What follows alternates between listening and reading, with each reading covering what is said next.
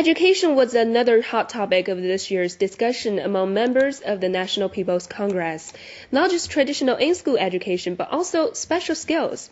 One example is English language training, and the demand is surging ahead of the Olympics and the World Expo. This week I interviewed the founder of Wall Street English, one of the earliest foreign-funded English training institutions in China. He explained to us how this business operates. Quite a few English teaching institutions with native speaker instructors have established in Shanghai recently. So it seems like the entry requirement for this market is quite low. So is that true? I think it's true because nearly anyone can set up a business of this kind.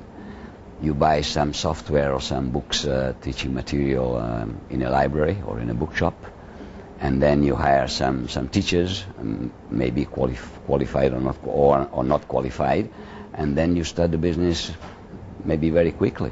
The investment depends if you want to develop your own centers, your own schools, or franchise. How much money are we talking about here in terms of initial capital investment? If you talk about a large scale, and it depends on the quality, anyway, because the quality is very important.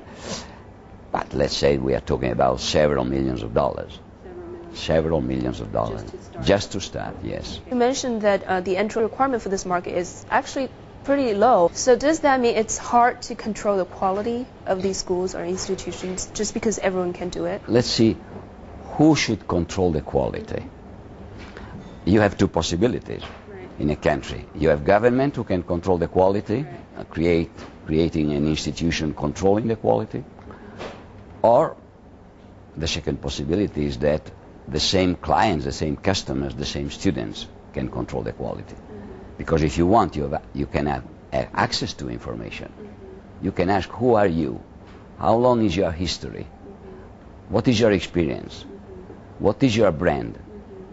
And then check also environment.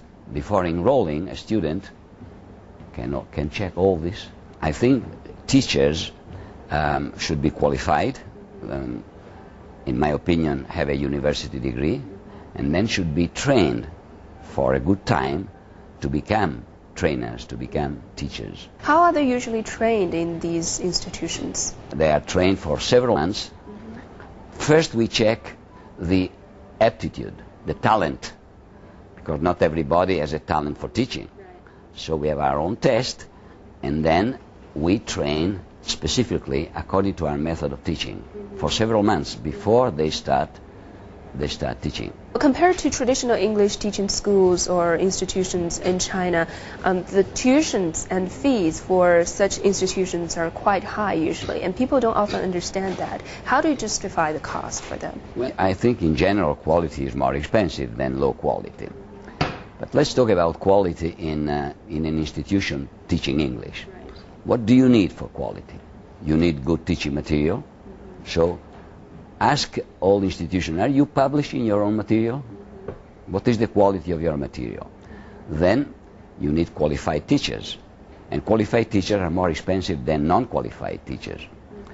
Then you say, okay, I have teaching material and I have good teachers. It's not enough. You need a methodology. What is your methodology? How long have been this methodology experienced? And then it's not even enough, because you need systems, you need management. You can have a very good institution in this kind of quality, but maybe the management is not good, and then it fails. Can you explain, in order to operate such a business, what is your cost structure like? A sound training institution on a large scale. Well, we have to understand what is a large scale. Large scale can start being a large when you have around 15, 20 centers around the country, and then 30, 40, 50. I think that at this stage, when, for instance, you have 18 or 20 centers, management should be around 10% of your revenues. And this is central management to manage. Then in the long run, it can become even less, can become 9, 8, 7%.